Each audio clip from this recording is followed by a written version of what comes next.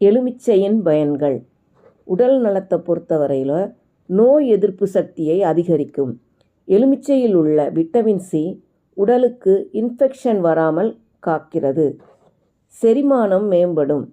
காலை நேரம் வெந்நீரில் எலுமிச்சை சாறு சேர்த்து குடிப்பது வயிற்றை சுத்தப்படுத்தும். எடை குறைக்கும். எலுமிச்சை நீர் கொழுப்பு கரைய உதவுகிறது.